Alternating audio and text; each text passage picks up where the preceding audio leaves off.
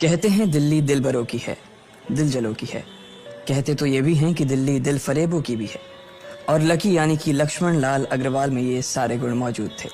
लोग उसकी शक्ल को देखकर ही कह देते थे, अबे दिल्ली से हो क्या।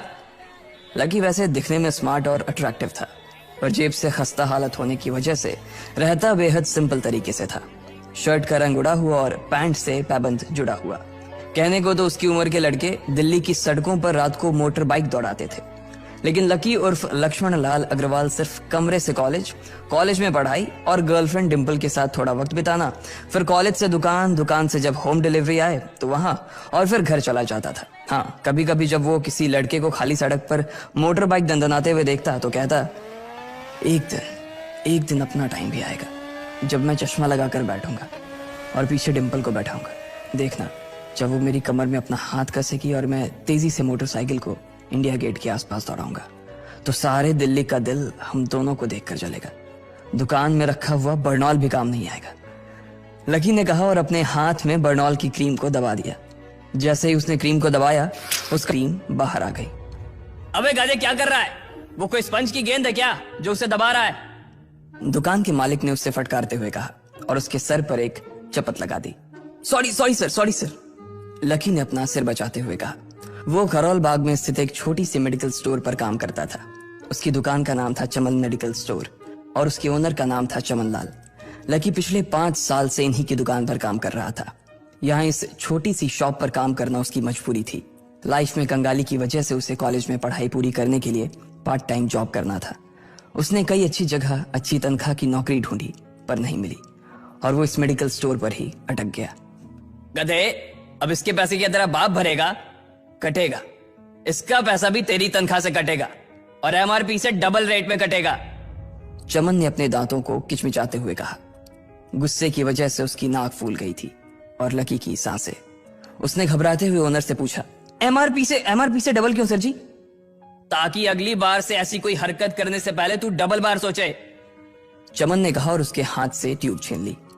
उसका जी तो चाह रहा था कि वो लकी की खोपड़ी पर एक और बार अपना हाथ साफ कर ले, लेकिन उससे पहले ही दुकान का फोन बजने लगा। फोन की घंटी बजते ही लकी को वहां से निकलने का मौका मिल गया और वो भागते हुए फोन उठाने के लिए चला गया। हेलो जी, करोल बाग के बेस्ट मेडिकल चमन मेडिकल स्टोर से बोल रहा हूँ, बताइए क्या काम था? ये लकी की पेटेंट लाइन थी। चाहे कहीं से भी फोन आए, लेकिन उसे फोन पर बस यही बोलना था। जैसे ही इधर लकी ने अपनी बात कही, उधर से जवाब आया, मैं ब्लूमिंग नाइट होटल के कमरा नंबर 303 से बात कर रहा हूँ। एक छोटा सा ऑर्डर है, नोट करो और जल्दी से होटल पर डिलीवर करवा दो। वो एक लड़के की आवाज थी। उसकी आवाज में काफी भारीपन और एक अजीब सी जल्दबाजी थी। जैसे ही लकी ने वो आवाज सुनी, पता नहीं क्यों उसे वो आवाज जानी पहचानी सी लगी। जी सर, बताइए आपका क्या ऑर्डर है? हाँ तो लिखो, हार्ट प्ले के 2 पैकेट और 1 पैकेट टिश्यू। लकी, जो कि अपना पेन लेकर खड़ा था, हार्ट प्ले का नाम सुनते ही झिझक गया।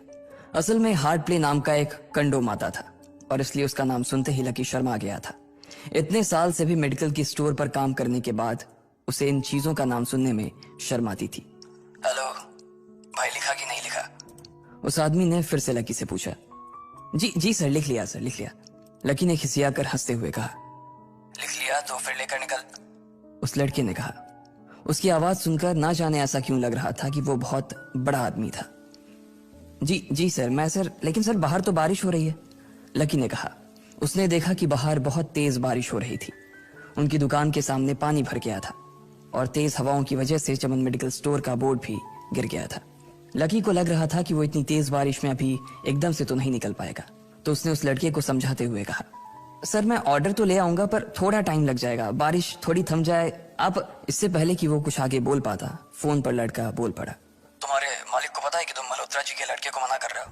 हाँ पता है, बारिश हो रही है, इसलिए सारा सामान अच्छे से थैली में पैक करके लाना और लेट नहीं होना चाहिए, समझे? उस लड़के ने कहा और इससे पहले कि लकी आगे कुछ कह पाता, उसने फोन काट दिया।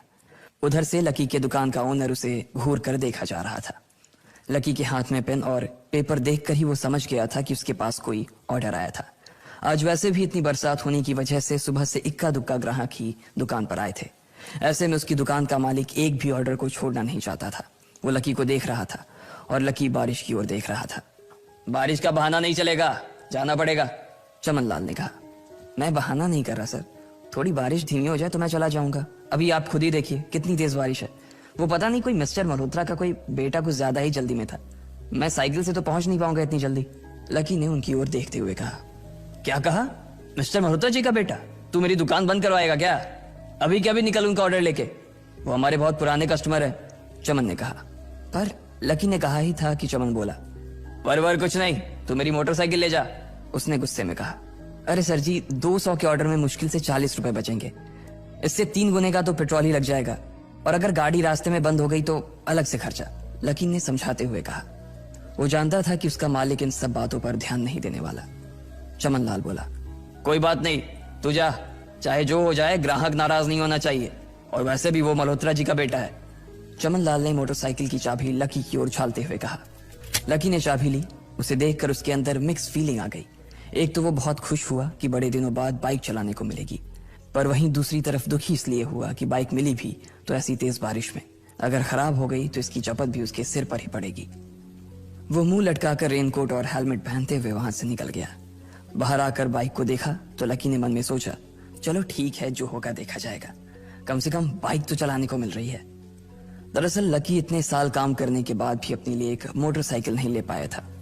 लकी की तनख्वाह ही इतनी भर थी कि सिर्फ उसके कमरे का किराया, उसकी साइकिल में डालने वाली हवा का खर्च, बिजली पानी का बिल और डिम्पल के साथ महीने में 1-2 बार बाहर खाने का खर्चा ही निकल पाता था।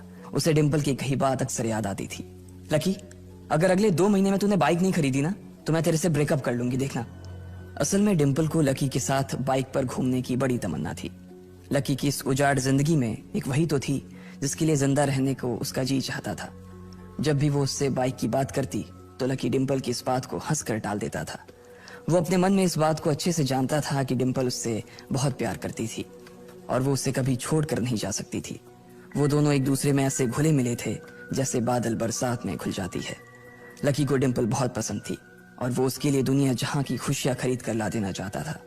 वो चाहता था कि एक दिन वो डिम्पल को प्लेन में बैठाए, लेकिन उसके ये सब ख्वाब इस कम तनख्वाह की नौकरी की वजह से कभी पूरे नहीं होने वाले थे। पर आज उसके पास एक मौका था।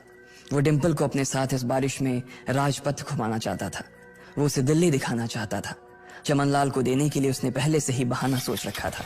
बस जल्दी से वो ये डिलीवरी देकर सीधे डिम्पल के पास ही जाने वाला था। उसने होटल ब्लूमिंग नाइट के बाहर मोटर बाइक पार्क की और सीधे होटल के अंदर चला गया। लकी ने रिसेप्शन पर पहुंचकर नमस्ते करते हुए रिसेप्शनिस्ट को बोला, जी मैं चमन मेडिकल स्टोर से आया हूँ, रूम नंबर 303 का ऑर्डर था सर। रिसेप्शन पर खड़ा आदमी उसके हाथ में काली थैली को देखकर समझ गया था कि उसमें क्या था और वो मंद ही मंद मुस्कुराते हुए बोला, 3rd फ्लोर पर है, लिफ्ट से चले जाओ, रेनकोट यहीं उतार देना। जैसा उस आदमी ने कहा लकी ने ठीक वैसा ही किया और लिफ्ट में चढ़ने के कुछ ही देर बाद वो 3रे माले पर पहुंच गया था। वो रूम नंबर 303 के बाहर पहुंचा और उसने डोरबेल बजाई। जैसे ही दरवाजा खुला लकी ने थैली आगे बढ़ाते हुए कहा, नमस्ते, मैं चमन मेडिकल स्टोर से लकी, ये आपका। इससे पहले कि लकी आगे कुछ कह पाता उसकी आंखें फटी की फटी रह गई थी। उसने अपने सामने जो देखा उसके बाद उसे ऐसा लगा कि बंद छत के नीचे भी उसके ऊपर आसमान से आकर एक जोरदार बिजली गिर गई थी। उसके सामने एक लड़की खड़ी थी। वो लड़की और कोई नहीं बल्कि उसकी गर्लफ्रेंड डिम्पल ही थी। उसने एक पर्पल कलर का नाइट गाउन पहन रखा था। उसके काले घने बाल गीले थे और उसने उन्हें अपने कंधे पर फैला रखा था। उसकी खुशबू से ही ये चीज साफ पता चल रही थी कि वो अभी अभी नहा कर आई थी। डिम्पल, तुम यहाँ क्या कर रही हो? लकी को अपनी आंखों पर विश्वास ही नहीं हो रहा था। उसने 2 बार अपनी पलकें झपका कर देखा, लेकिन दोनों बार ही उसे अपने सामने डिम्पल ही नजर आई। तुम यहाँ क्या मेरा पीछा करते हुए आए हो लकी? डिम्पल ने उल्टा उसी के ऊपर पलटवार करते हुए कहा। लकी को देखकर उसके दिल की धड़कन भी तेज हो गई थी। उसे उम्मीद नहीं थी कि लकी यहाँ आ जाएगा। उसने ना तो सुबह से उसे फोन किया था और ना ही उसके मैसेज का कोई जवाब दिया था। वो अपने मन में सोचकर बैठी थी कि वो अगले दिन खुद ही उससे मिलकर बोल देगी कि उसकी तबीयत खराब थी। डिम्पल बेबी, क्या हो गया? किससे बात कर रही हो? अचानक से एक गबरू जवान सा लड़का दरवाजे के पास आकर खड़ा हो गया था। उसने बनियान पहन रखी थी। लकी उसे पहचान गया था। साले राहुल के बच्चे, तेरी हिम्मत कैसे हुई मेरी डिम्पल को हाथ लगाने की? लकी ने जैसे ही राहुल को देखा उसके तन बदन में मानो आग सी लग गई थी। वो उसे इस वक्त इतना बुरा मारना चाहता था, इतना बुरा पीटना चाहता था जिसकी कोई हद सीमा नहीं थी।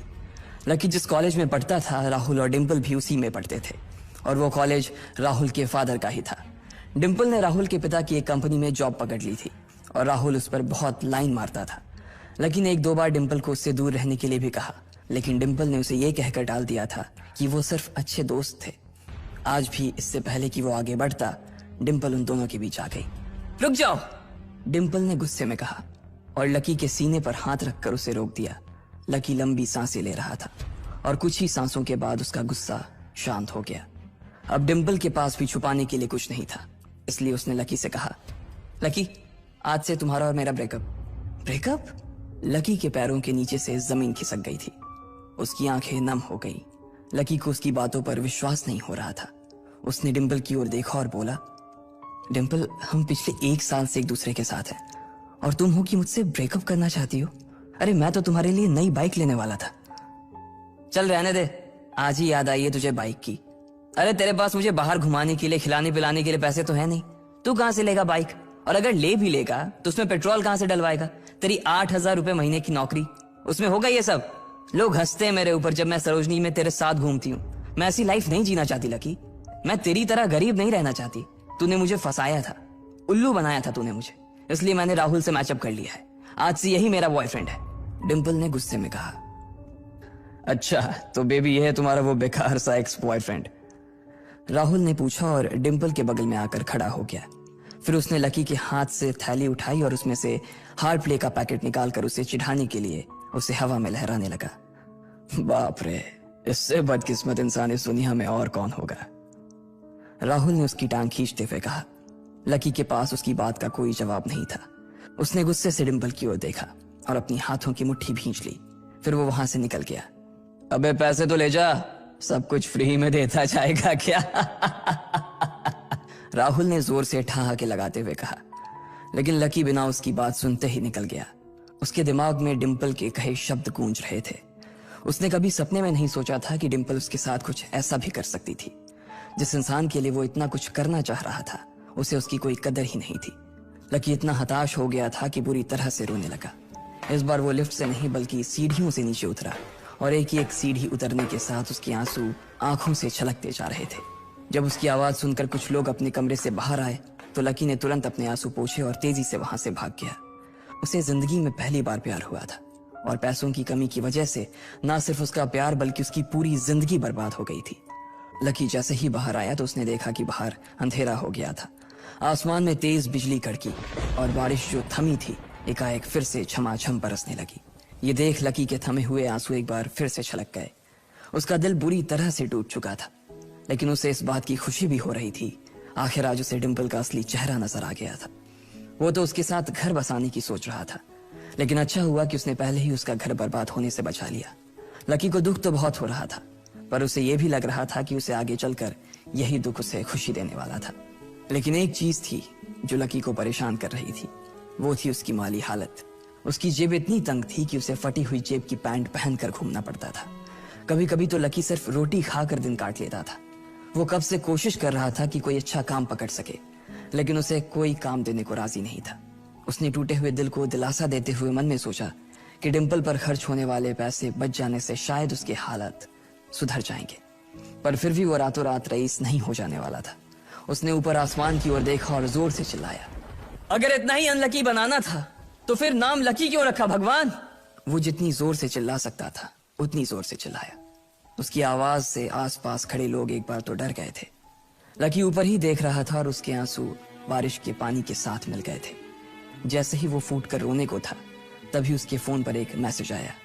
जैसे ही लकी ने अपना फोन निकालकर उस मैसेज को पढ़ना शुरू किया, उसकी तो आंखें ही चमक गई। अचानक उसके आंसू हंसी में बदल गए और वो जोर जोर से वहीं सड़क पर नाचने लगा। उस मैसेज में लिखा था, परिवार की रिसर्च और परिवार के निर्णय के हिसाब से अग्रवाल परिवार का वारिस लक्ष्मण लाल अग्रवाल उर्फ लकी ने गरीबी अभ्यास की परीक्षा को पास कर लिया है और आज से ही वो उस जमीन और उस जायदाद का मालिक हो जाएगा जो परिवार ने उसके नाम कर रखी थी। आखिर क्या करेगी डिम्पल जब जानेगी वो लकी का पूरा सच? उस मैसेज को पढ़ने के बाद भर बरसात में भी उसका चेहरा सूरज की तरह खिल उठा था। लकी ने इस मैसेज को पढ़कर खत्म किया ही था कि उसके फोन पर बारिश की बूंदें जमा होने लगी थीं। लकी ने थोड़ी देर की खुशी मनाने के बाद याद किया कि वो सच में गरीब नहीं था। असल में उसके परिवार ने उसे एक परीक्षा में डाल रखा था जिसका नाम था गरीबी अभ्यास परीक्षा।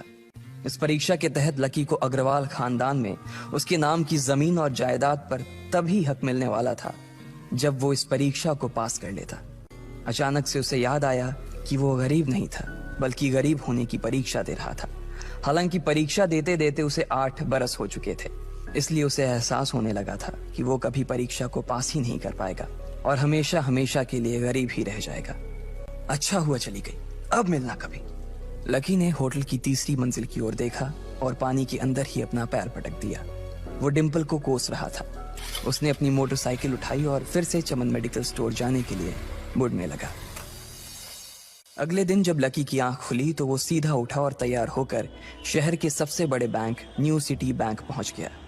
न्यू सिटी बैंक ना सिर्फ शहर का सबसे बड़ा बैंक था, बल्कि वो सबसे अमीर बैंक भी था। वहां पर शहर के सबसे अमीर लोगों के ही पैसे जमा किए जाते थे। लकी वहां पैसे को निकलवाने के लिए जा रहा था। New city bank south Delhi में बसा हुआ था और उसके दरवाजे के बाहर महंगी से महंगी गाड़ी खड़ी थी।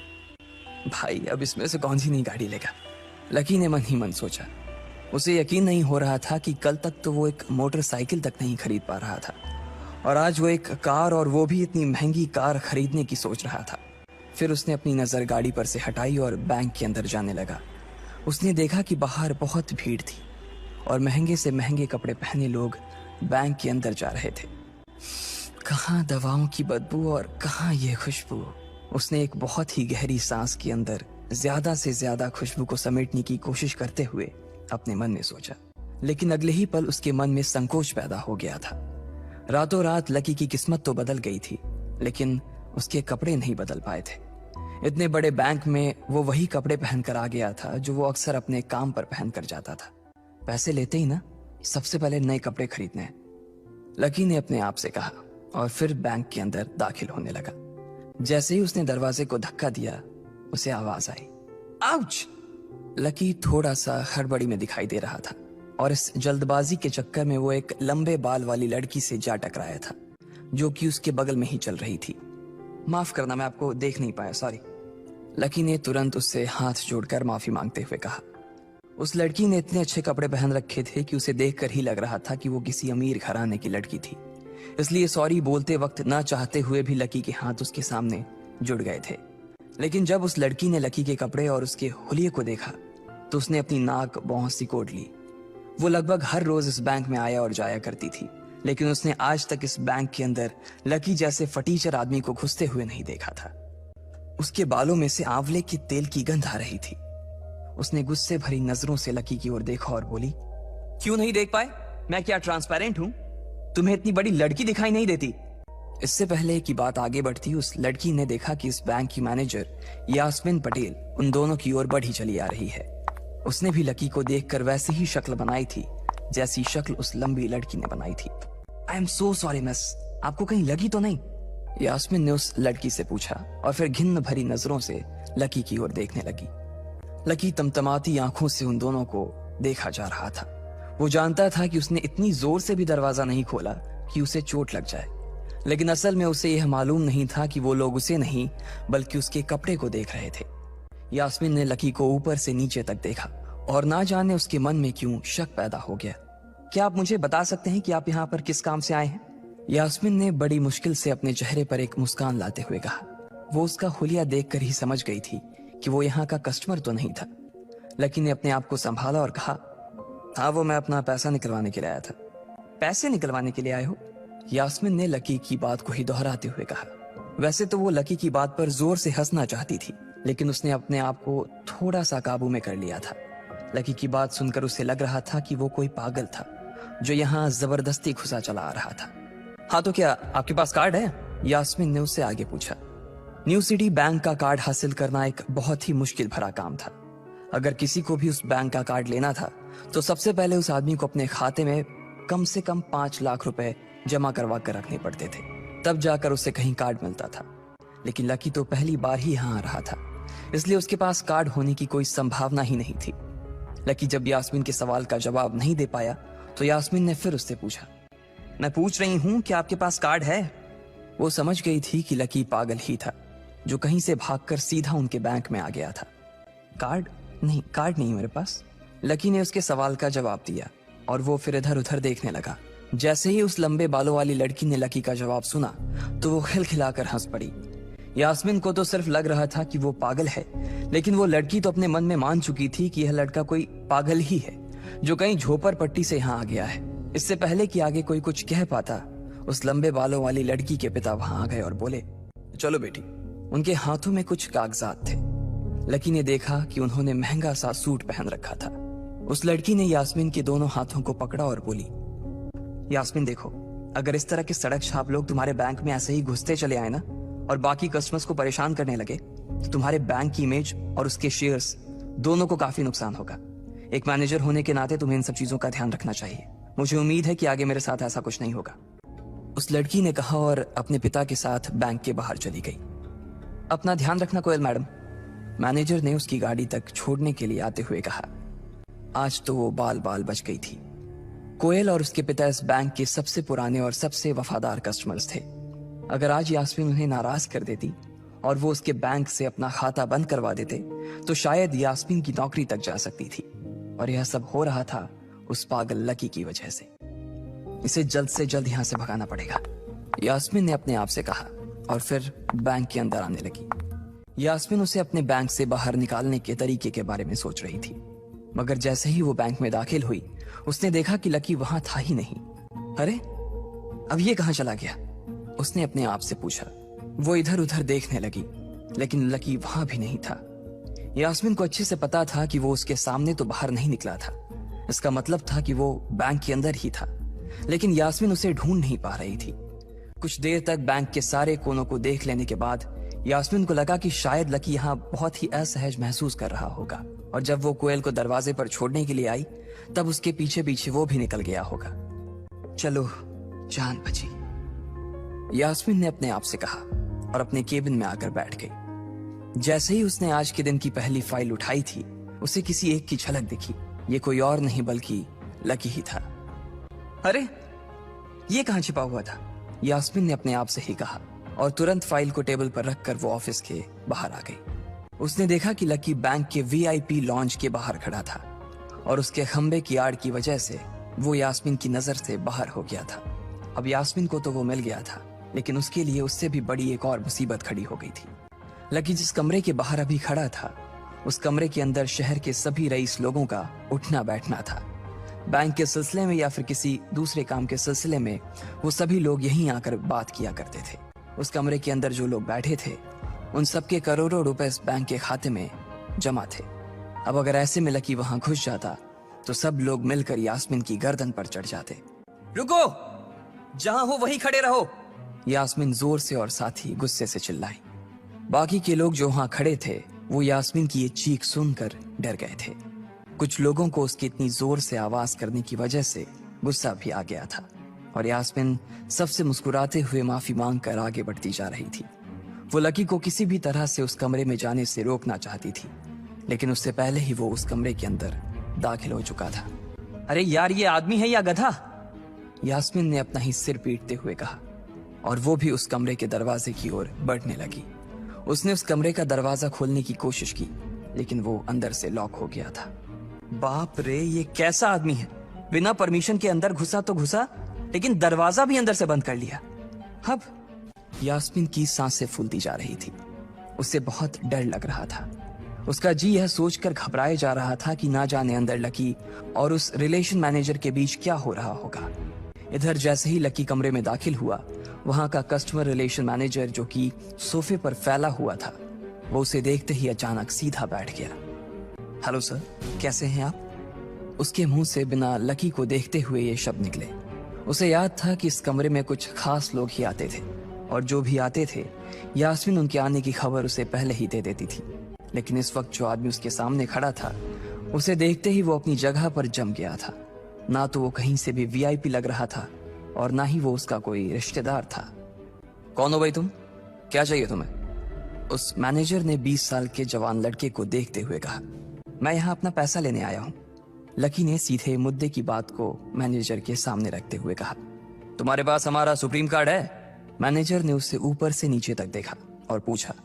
नहीं नहीं, मेरे पास कोई कार्ड नहीं है, लकी ने कहा। तो फिर हम तुम्हें कोई पैसा नहीं दे सकते। चलो अभी दरवाजा खोलो और सीधा बाहर निकलो, मैनेजर ने कहा और सोफे पर से उठ गया। नहीं, मैं अपना पैसा लिए बिना नहीं जाऊंगा यहाँ से, लकी भी जिद पर अड़ गया। अरे बोला ना, बिना कार्ड वाले को पैसा नहीं मिलता है, और वो भी पैसा होगा तब तो मिलेगा ना। मैनेजर ने उसके करीब आते हुए कहा। अरे पैसा है तभी तो निकालने आया हूं सर, लकी ने कहा। देख फालतू की बहस मत कर सुबह सुबह, वरना मैं सिक्योरिटी को बुला लूंगा तो वो लोग मार मार कर बाहर निकालेंगे तुझे। लकी यह सुनकर घबरा गया था।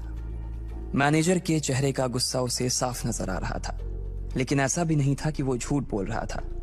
भले ही उसके पास कार्ड नहीं था, लेकिन इसका मतलब ये नहीं था कि वो अग्रवाल खानदान का लड़का नहीं था। जैसे जैसे मैनेजर उसकी ओर बढ़ता चला जा रहा था, लकी का डर भी बढ़ता जा रहा था। मैनेजर को लग रहा था कि वो कोई संकी था और वो उसे धक्का मारकर बाहर निकालने के लिए आगे बढ़ ही रहा था कि अचानक घबराए हुए लकी के दिमाग में एक आइडिया आया। फिंगरप्रिंट! उसने अपना अंगूठा कमरे में मौजूद उस मैनेजर के सामने उठाते हुए कहा। फिंगरप्रिंट? कौन सा फिंगरप्रिंट? मैनेजर ने चौंकते हुए पूछा। अरे अरे आपने कहा ना कि आपको कार्ड चाहिए, पर मेरे पास कार्ड नहीं है, फिंगरप्रिंट है, और मुझे मालूम है कि आपके यहाँ फिंगरप्रिंट से भी पैसे निकलते हैं।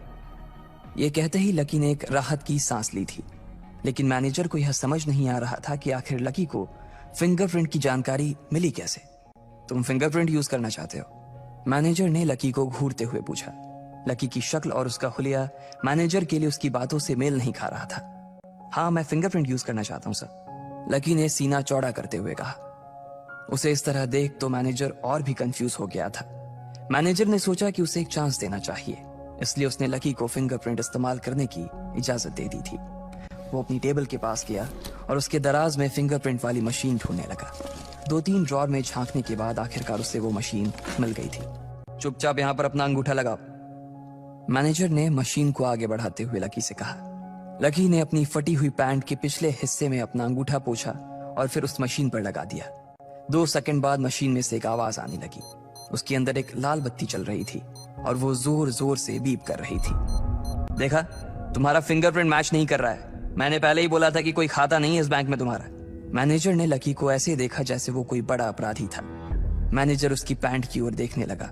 उसे लग रहा था कि लकी ने अपनी जेब में कोई हथियार छुपा रखा था और वो मैनेजर को बेवकूफ बना रहा था। इससे पहले कि लकी अपनी जेब से कोई बंदूक या बम निकालता, मैनेजर ने अपना फोन निकाला और पुलिस का नंबर लगाने लगा। लकी ने उसकी स्क्रीन पर देख लिया था कि वो 100 नंबर पर फोन लगा रहा था। लकी बुरी तरह से घबरा गया था। वो बहुत ही उत्साह और जोश में अंदर तक तो चला गया था, लेकिन उसे मालूम नहीं था कि वो इतनी बड़ी मुसीबत में फंसने वाला है। अब आगे क्या होने वाला था? क्या लकी उसे पुलिस को बुलाने से रोक पाता? कहीं उसे कोई फेक मैसेज तो नहीं आया था? लकी कैसे इन मुसीबत से बाहर निकलेगा?